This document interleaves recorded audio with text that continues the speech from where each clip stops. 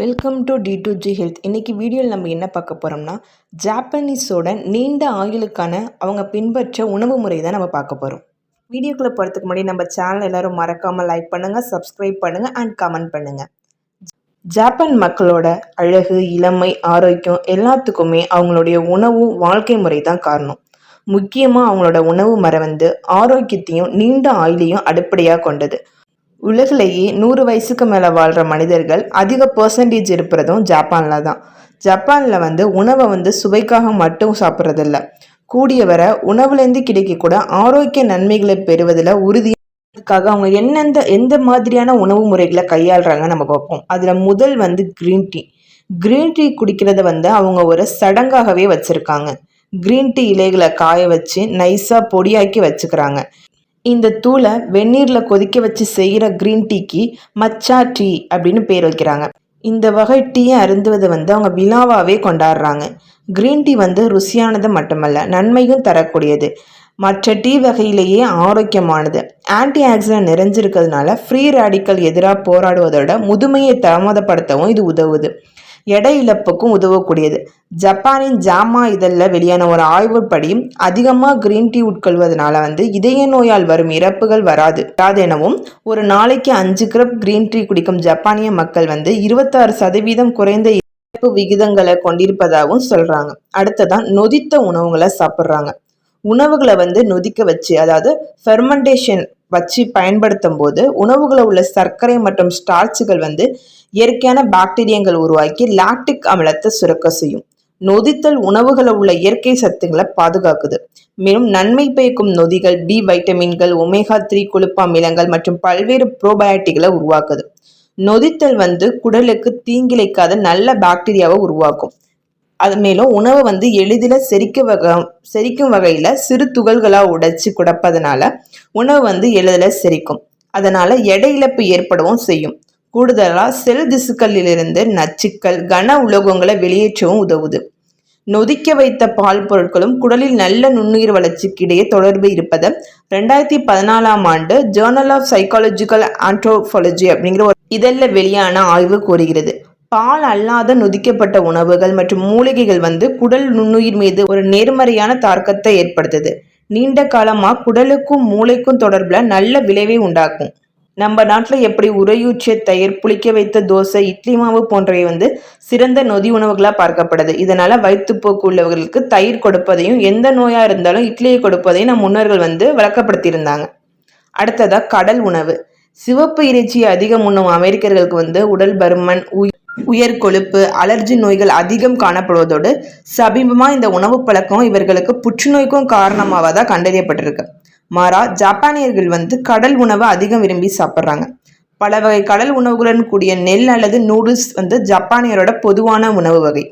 இயற்கையாகவே கடல் சூழ்ந்திருக்கிறதுனால ஷெல்ஃபிஷ், டூனா, சால்மன், மேக்ரல் மற்றும் இறால் போன்ற மீன் வகைகள் ஜப்பான் உணவுகளில் பிரபலமானது. உயர் புரதம், ஒமேகா 3 கொழுப்பு அமிலம் மற்றும் பல வகை அத்தியாவசிய ஊட்டச்சத்துக்கள் மீனில் நிறைஞ்சிருக்கிறதுனால மூளை, இதயம் மற்றும் உடல் உறுப்புகளுக்கு மிக சிறந்த உணவாக இருக்கு. உடல் பருமன் மற்றும் அடிவயிற்று கொழுப்பை குறைப்பதில் ஒமேகா 3 கொழுப்பு அமிலம் முக்கிய பங்காற்றுது. தோலை மிருதுவாகவும் மினுமினுப்பாகவும் வைத்துக்கொள்ள மீனை உணவுல அதிகம் சேர்த்துக்கொள்ள வேணும் அப்படிங்கிறத ஜப்பான் பெண்கள் அதிகமாக நம்புறாங்க. இப்போது வேக வைத்த மீன், பேக்கிங் செய்த மீன், கிரில் செய்த மீன் என புதிதாக பல வகைகளில் மீன் உணவுகளை தயாரிக்கவும் செய்கிறாங்க. அடுத்ததா குறைவா உண்பது. 3 வேளை தட்டு நிறைய சாப்பிடுவது ஜப்பானியர்களுக்கு பிடிக்காது. உணவை சிறு சிறு பகுதிகளாக பிரித்து குறைவாக சாப்பிட்றதுனால எடையை இழக்க முடியும். பெரிய தட்டில் நிறைய வைத்தாலும் அது பார்க்க கொஞ்சமாக தான் தெரியும். அதுவே சிறிய தட்டில் வச்சு சாப்பிட்டா அதிகமாக சாப்பிட்றது போல இருக்கும். இந்த டெக்னிக்கை பயன்படுத்தி தான் ஜப்பானிய பெண்கள் எப்போதும் சிறிய பிளேட்டுகளை தான் சாப்பிடுவாங்க. இந்த பழக்கம் அளவுக்கு மீறி சாப்பிடுவதையும் அதிக கலோரிகள் எடுத்துக்கொள்வதையும் தடுக்கும். அடுத்ததான் நடைப்பயிற்சி. ஜப்பான் நகரங்களில் மக்கள் தொகை மிக அடர்த்தியானது அப்படிங்கிறதுனால மக்கள் பெரும்பாலும் அதிகமாக ரயில் பயணங்கள், சுரங்கப்பாதைகளை பயன்படுத்துகிறாங்க. வீட்டிலிருந்து ரயில்வே ஸ்டேஷன் போவதற்கும் வீடு திரும்புவதற்கும் சைக்கிள்லையோ அப்படி இல்லைன்னா நடைபாதையோ தான் தேர்ந்தெடுப்பார்கள். நகரம் முழுவதுமே மக்கள் சைக்கிளில் செல்லும் காட்சிகளை இயல்பாக பார்க்க முடியும். நடப்பதும் சைக்கிளில் பயணிப்பதும் அவங்களுக்கு உடற்பயிற்சியாக விடுது. வெளி சாப்பாடு சாப்பிட மாட்டாங்க. உணவு சாப்பிடும் நேரத்தை புனிதமா கருதுபவர்கள் ஜப்பானியர்கள். ஒரு இடத்துல அமர்ந்து அமைதியா சாப்பிடுவது அவங்களோட மரபு. நகரங்கள்ல ரோட்டோர கடைகளை நின்று சாப்பிடுவது, பஸ் ரயில் பயணங்களை சாப்பிடும் காட்சிகளையோ காண்பது அரிது. 2 உணவுகளுக்கு நடுவில் சிப்ஸ் பிஸ்கட் என எதுவும் கொறிக்க பழக்கமும் கிடையாது. சாப்பிடும்போது டிவி பார்ப்பது, லேப்டாப்ல வேலை செய்வது, மொபைல்ல பேசுவது எதுவும் கூடாது. சாப்பிடும்போது முழு கவனமும் சாப்பாட்டுல மட்டுமே இருக்க வேணும் அப்படிங்கிறது அவங்களோட கட்டாய பழக்கம். அதே போல அவசரமா எதையோ உன்னை முழுங்குவதும் கூடாது. உணவை மெதுவா நன்றா மென்று சாப்பிட வேணும் அப்படின்னு விரும்புறவங்க. இது அவர்கள் குழந்தை பருவத்திலிருந்தே விளக்கப்படுத்தி விடுகிறார்கள். உணவு என்பது ஒரு தியானத்திற்கு நிகரா செய்யறாங்க. அப்படி மெதுவாக மென்று சாப்பிட்றதுனால வயிறுக்கு போதும் என்ற சிக்னலை மூளைக்கு அனுப்பும். அப்போது குறைவா சாப்பிடுவோம். அதோட ஆரோக்கியமான சமைக்கும் முறையும் அவங்க பின்பற்றுறாங்க. ஜப்பானிய சமையல்லாம் ஆரோக்கியமான பொருட்களை உபயோகிப்பது மட்டும் இல்லாமல் ஆரோக்கியமான முறையில சமைப்பதையும் கடைபிடிக்கிறாங்க. சமைக்காமல் பச்சையாக சாப்பிட்றதையும் எளிமையாக சமைப்பதையும் கிரில் செய்வதையும் கடைபிடிக்கிறதுனால அதிக அளவுல சமையல் எண்ணெய் பயன்படுத்துறதை தவிர்த்து விடுறாங்க. நம்மூரை போல எண்ணெயில போட்டு முருகலா வறுத்து சாப்பிட்றதில்ல. இது சமைக்கும் போது ஏற்படும் ஊட்டச்சத்து இழப்பையும் உணவுப் பொருட்களின் இயற்கையான ருசி கெடுவதையும் தடுக்குது. மொத்தத்துல ருசிக்காக இல்லாமல் ஆரோக்கியத்திற்காக சாப்பிட்றதே அவங்களோட நோக்கம். அடுத்ததா தற்காப்பு கலை பயிற்சி. கராத்தே, ஜூடோ, கும்ஃபு, அக்கிட்டோ போன்ற ஜப்பானிய தற்காப்பு பயிற்சிகளை ஆண்கள் மட்டுமில்லாமல் பெண்களும் கற்றுக்கொள்றதுனால ஜப்பான் பெண்களோட ஒட்டுமொத்த ஆரோக்கியத்தை மேம்படுத்துவதில் முக்கிய பங்கு வகிக்குது. பெரும்பாலான தற்காப்பு கலைகள் இதய உடற்பயிற்சி மற்றும் தாங்கு சக்தியை மேம்படுத்துது. தசை வலிமையையும் உருவாக்கும். தசை நெகிழ்வுத்தன்மையை மேம்படுத்தவும் உதவுது.